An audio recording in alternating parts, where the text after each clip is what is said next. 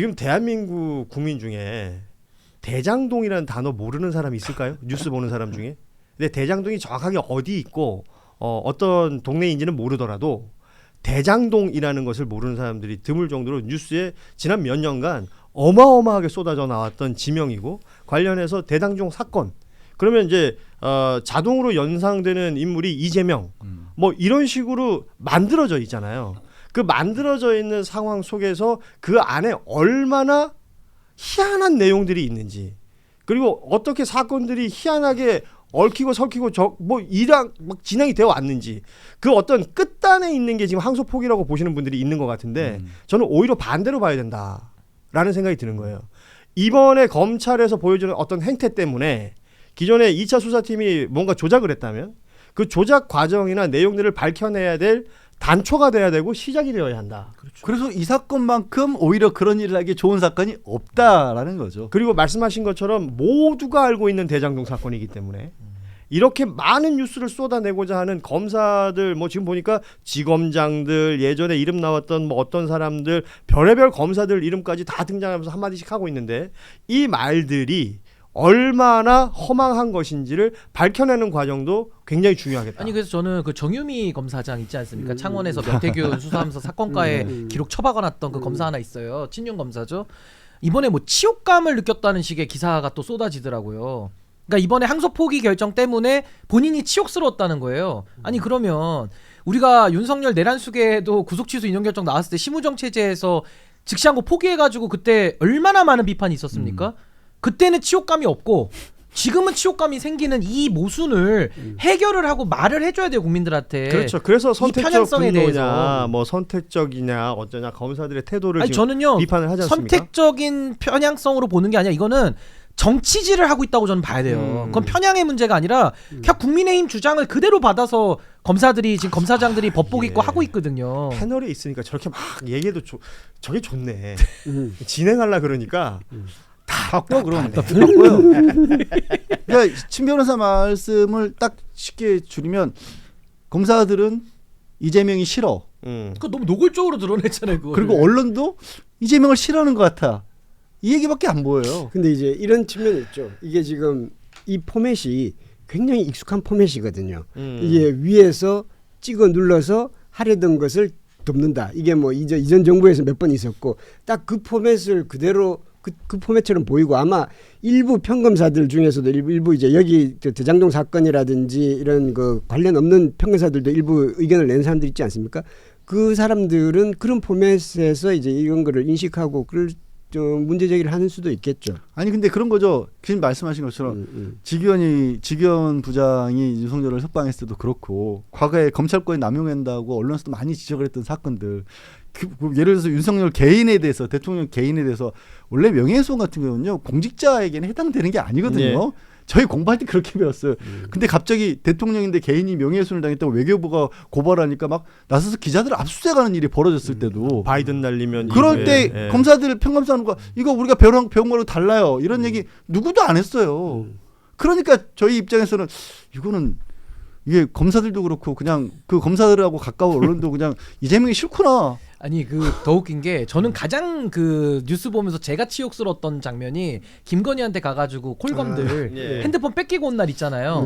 제가 치욕스러움을 느꼈거든요. 근데 그때 그 장면을 보면서도 아무 얘기도 안 했던 우리 정유미 검사장은 아니 왜 이제 와서 치욕감을 느끼는지를 설명을 해보라는 이 얘기를 저는 정말 해야 된다고 봐요. 물어야죠. 근데 여기에 대해서 묻지 않고 또 하나는 이번에 뭐 윗선에서 막은 게 아니라 항소장은 검사가 내면 되는 거예요. 그렇죠. 자기 권한을 자기가 안 써놓고 마치 이거를 누구에게 또 책임을 뒤집어 씌우는 이 장면을 지금 어디서 봤느냐? 대장동 2차 수사팀이 지금 그렇게 수사를 했다라는 의혹을 받고 있거든요. 그러니까 또 책임을 전가하고 있는 거죠. 지금. 1차 수사팀이 이제 정용환 부장, 정용환 부장, 이 SBS하고 인터뷰를 했거든요. 그러니까 항소 포기 과정에서 이제 본인들은 패싱당했다.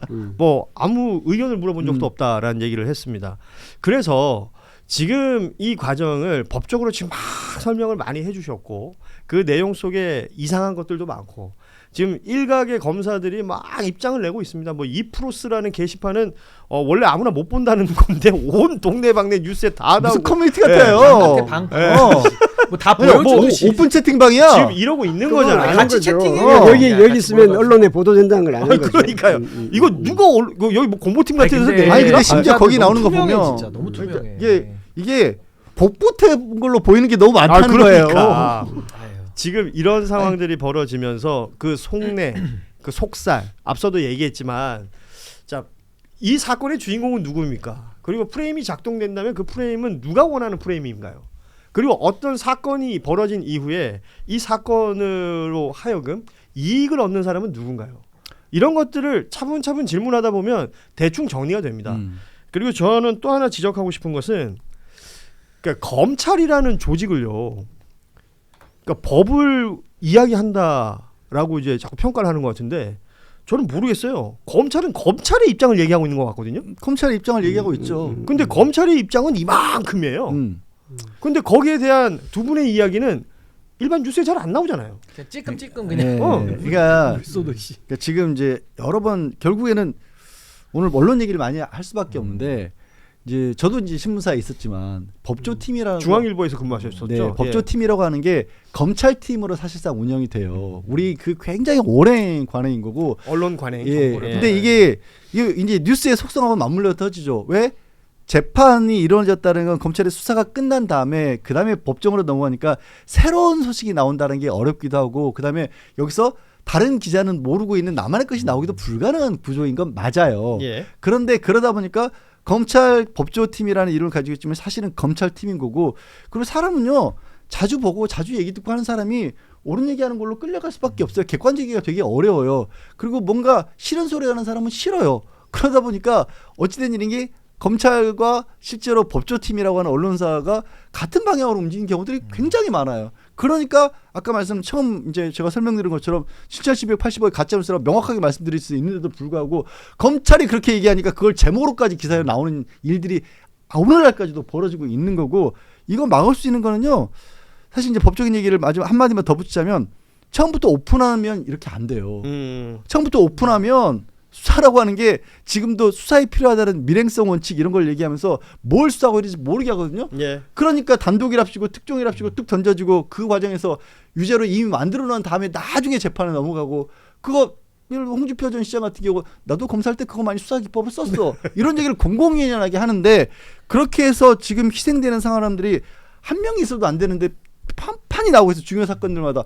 정치적 사건이 아닌 사건 얼마 전에 그 막걸리 살인 사건 부녀를 이렇게 어머니에 대한 살인사로 만들었던 그 사건도 딱 그런 구조였던 거예요. 네. 그 일을 이젠 좀 끊어야죠. 저도 그 중요한 거 하나만 더 보태서 말씀드리면 괜찮아요. 마음껏 얘기하세요. 아까 뒤에 열려 있다면서요. 네, 열려 있습니다. 예. 아까 누가 이익을 보느냐, 저거 굉장히 중요한 질문이라고 봅니다. 지금 이 사안을 키우는 사람이 있죠. 물론 이제 언론에서는 받아서 써주고 있는 게 이제 문제라는 걸 우리 양 변호사님 잘 지적해 주셨는데 누가 키우느냐 뻔히 보이거든요. 대표적인 인물 한동훈, 그 주진우 이 두 분은 엄청나게 키웠어요. 그 왜 키웠을까? 저는 이게 만약입니다. 진술 조작 그리고 허위 정보를 가지고 엮어서 한 사람을 타겟해서 잡으려고 했던 토끼몰이 수사였다고 한다면 거기에 대해서 직권남용 다 처벌받아야 되거든요.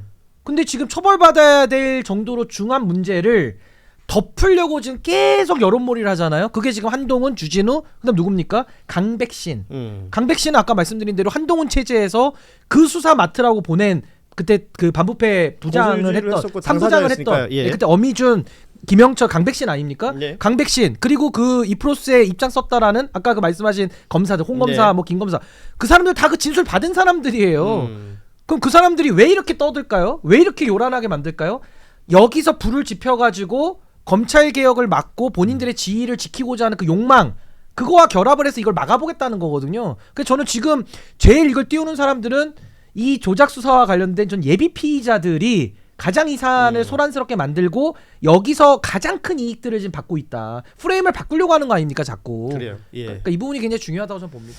이 두 분의 이 열띤 발언을 보고 계시는 우리 권태호 실장은 흐뭇하게 보고 아니 계시네요. 홍창이 아니라 이제 다만 이제 이런 지적은 일부 있잖아요. 이게 아까 이제 누가 이익을 받느냐. 그리고 이제 대통령실에서 지금 이야기하는 게 그거거든요.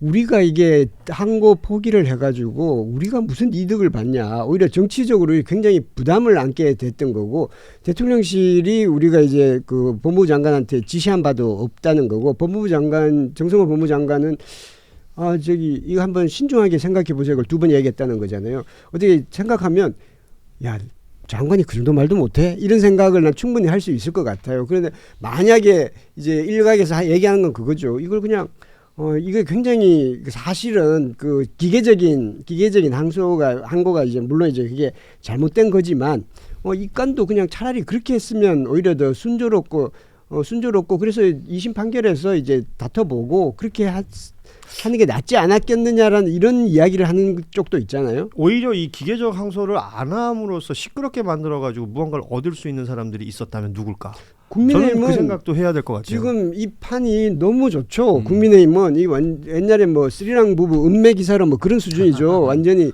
너무 옛날 얘기 아닌가? 너무 옛날 얘기야. 나 옛날 사람이라서.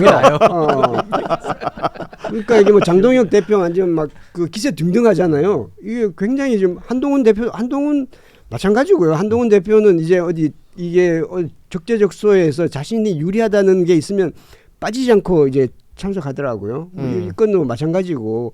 그런데 이제 그런 부분을 지적하는 쪽이 일부 있긴 있어요. 그게 이제 단순히 뭐 국민의힘을 지지하거나 또는 이제 검찰을 지지하거나 이런 쪽이 아니라 이제 일반적인 시민들 중에서도 그런 거는 조금 이제 아쉽지 않느냐라는 건데, 또 이것도 사실 이게 참 흐리멍텅한 말이지만 정성호 장관 입장에서 생각하면 법무부 장관이 뭐 이사도 안 하고 그냥 가만히 있고 알아서 하세요.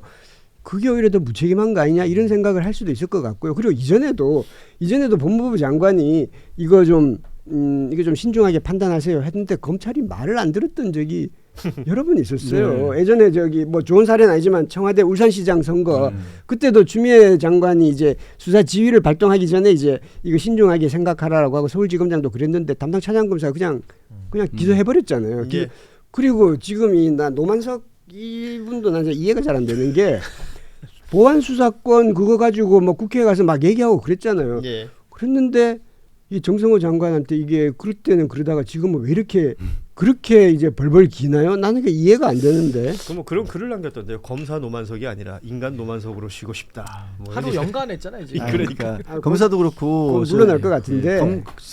그만둔 중앙지검장도 그렇고 정진우 노만석 두 사람 다 지금 뭐 거의 그러니까 한 사람은 사의 표명을 이미 했고 그 노만석 대행도 지금 이제 거의 사의를 표명할 수순인 거의 것 뭐 같죠. 그만두겠다는 생각이 이런 걸 통해서 지금 아까 신 변호사 여러 차례 얘기한 것처럼 검찰이 지금 자신들의 조직이 해체되는 상황을 앞두고 있고 어떻게든 다시 한번 불씨를 살려보고 싶어 하잖아요. 그런 가운데에서 이제 대장동을 떠나서 검사들은 목소리를 내는 사람들이 생긴 것 같고, 그런데 이 지금 그만두고 있는 중앙지검이나 검찰총장 입장에서는 여기서 내가 그냥 소신 있게 얘기를 못했다거나 이런 걸로 그냥 어쩔 수 없이 그렇게 가야 된다 이렇게 얘기하면 자기들이 당장 나와서 검사 부하들, 검사 출신 후배들 볼 낯이 없잖아요. 아니 이럴 바에는 희생양 코스프레를 하고 있는 거예요, 이 사람들 지금. 이럴 바에는 항소를 하고 자기가 그만두면 되는 거지. 어차피 그만둘 그러니까 거. 바본 거죠. 그렇죠. 그것도 못하면서 그런 거예요. 제일 여기서 좀 이상해요. 그러니까 아무것도 얻은 게 이런 없어. 의구심이 드는 거예요. 이게 지금 노만석 자꾸 얘기하다 보면 뭐 더맨더머 정진우는 왜 그랬을까? 근데 정진우는 노만석 뭐라고 했냐면 이게 지금 이게 실익이 없다. 그리고 이제 약간의 이제 압력을 받는다는 식으로 이제 뉘앙스를 풍기면서 그렇게 했다라는 건데, 이게 정성호 장관의 그게 그렇게 큰 압력이었을까라는 의구심이 일반 나고, 그러고 나서는 이게 지금 정성호 장관이 지금은 이제 검찰과 대립각을 이루고 있습니다만은 얼마 전에 이제 검찰 개혁할 때는 오히려 검찰 편을 좀 들어주는 쪽으로 해서 이제 좀 욕도 먹고 그랬었잖아요.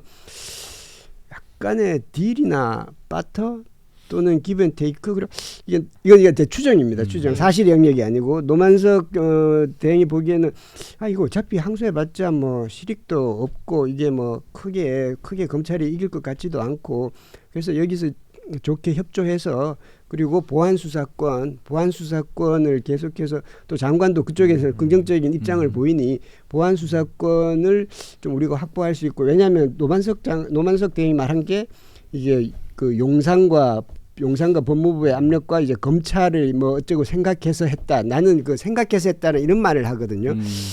이게 혹시 그런 생각했던 건 아니, 근데 아닐까라는 노만석 그런 의구심이 들어요. 아니, 저는 노만석 대행이 2차 수사팀 누군지 너무 잘 알 거 아니에요. 네. 그러니까 그 잘못도 전 충분히 인지하고 있을 거라는 생각이 들어요. 그래서 만약에 항소심 갔는데 그 불법성까지 더 확장이 돼서 2심 재판이 아예 엎어질 수도 있는 거거든요. 그렇죠. 여러 가지 불법적으로 예. 증거를 채집하고 했던 부분들도 또 문제될 수 있으니까. 그러니까 이런 것들을 두루두루 종합해서 고려했다. 거기에 전 우리 논설위원님 말씀하신 뭐 여러 가지 정책적인 면까지 고려를 했을 수도 있는 거죠. 그 예. 총장의 입장에서. 근데 이걸 가지고 이재명 대통령 엮고 법무부 장관 엮어가지고 마치 압박이 있었던 것처럼 얘기를 하는 것은 검찰 스스로 자기들이 권한 갖고 있고 본인들이 쓰면 되는데 그걸 안 쓰면서 이걸 가지고 문제를 삼으니까 이게 앞뒤가 안 맞는다는 거죠 지금. 저는 오히려 아쉬운 건요. 정성호 장관이 이렇게 하시지 않고 더 이 단호하게? 건에 대해서는 항소 포기라는 게 온당하다라고 공식적으로 입장을 내놨어야 된다고 봐요. 오히려 더 선명하게. 오히려 그러면 이걸 뭐 누가 압력을 했니 누가 안 했니 뭐 이런 얘기가 오히려 없었을 수도 있고 그리고 지금 이 현 정부가 가지고 있는 검찰 개혁 방안에 대해서도 그리고 법무부도 이재명 대통령 사건 관련해서 지금 아까 말했던 대북 송금 사건 같은 감찰 아직도 진행 중이거든요. 이런 부분들을 정확하게 보여줄 필요가 있었어요. 잘못됐다는 수사해야죠. 부분들을. 수사 예. 전환해 수사해야죠. 오늘 사실 이 이슈가 뭐 지난 주말부터 시작해가지고 계속해서 뜨거운 이슈로 뉴스 생산량이 워낙 많아가지고 저희도 좀 길게 다뤄봤는데 더 복잡하게 볼 뉴스는 아닌 것 같아요. 사실 그만해도 돼요. 예, 이 복잡하게 볼 뉴스가 아닌데 이 복잡하게 뉴스가 생산되고 있습니다. 그래서 저희 뉴스다이브에서는 이걸 좀 단정하게 말씀드리고 싶어서 이 이야기를 꺼내봤는데 오늘 또한 완전히 단정하게 마무리 짓지는 못했습니다. 죄송합니다. 왜냐하면 그 외에 다뤄야 될 뉴스들이 많은데 지금 시간도 많이 지났고 같은 얘기 계속했더니 동접도 빠져요. 죄송합니다. 굉장히 속상합니다. 지금 우리 보고 잘못했다 그런 거죠? 아니, 니들이 하여튼- 말이 많아가지고 지금 딴 거 네, 못했다 아무튼 이거잖아. 지금 뒤에 재밌는 거 되게 네. 많은데 저기 뭐 오세훈 종묘 이런 거 재밌는데. 아우 저 신인기 변호사님 시간 많대요. 재밌네. 모시고 하세요 그럼 둘이. 안 돼요. 시간이 안만 많아도 그래도 저희도 뭐 예정된 게 있는데 뭐 한정 없이 할 수는 없잖아요. 필리버스터 아닌가요? 필리버스터예요 오늘? 괜찮으세요? 예, 뭐 저는 안 괜찮으신 거? 저는 아니 이 관련된 뉴스는 저희 앞으로 계속해서 단정하게 좀 정리를 해 나가도록 하겠습니다. 계속해서 뉴스가 생산되고는 있습니다만 복잡해질 뿐 본질과 상관없는 뉴스들이 계속 나온다라는 생각도 들고 이 부분에 대해서는 저희가 계속 짚어 나가도록 하고요.